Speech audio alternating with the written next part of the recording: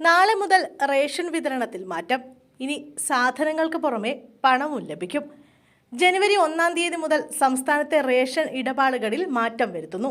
മാറ്റങ്ങൾ പ്രാവർത്തികമാക്കുന്നതിനൊപ്പം നിർണായക ചില നിർദ്ദേശങ്ങളും കേന്ദ്ര സർക്കാർ മുന്നോട്ട് വെച്ചിട്ടുണ്ട്. റേഷൻ കാർഡ് ഉടമകൾ നിർദ്ദേശങ്ങൾ കൃത്യമായി പാലിക്കണമെന്നാണ് മുന്നറിയിപ്പ്.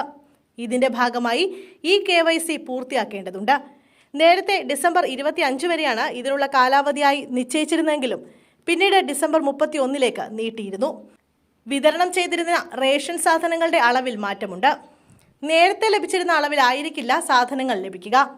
നേരത്തെ 3 കിലോ അരിയും 2 കിലോ ഗോതമ്പുമാണ് ലഭിച്ചിരുന്നെങ്കിൽ ഇനി മുതൽ 2.5 കിലോഗ്രാം വീതം അരിയും ഗോതമ്പുമാണ് ലഭിക്കുക.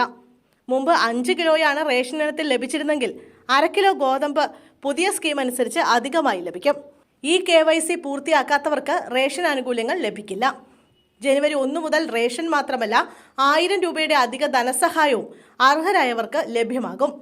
ഈ KYC പൂർത്തിയാക്കിയാൽ 2028 വരെയാണ് ആനുകൂല്യങ്ങൾ ലഭിക്കുക. നഗരപ്രദേശങ്ങളിൽ 3 ലക്ഷം രൂപ വാർഷിക വരുമാനമുള്ള റേഷൻ കാർഡ് ഉടമകൾക്കും 100 ചതുരശ്ര അടി വിസ്തീർണമുള്ള വീടോ വസ്തുവോ 4 ചക്ര വാഹനവുമുള്ളവർക്കും ഈ ആനുകൂല്യം ലഭിക്കില്ല.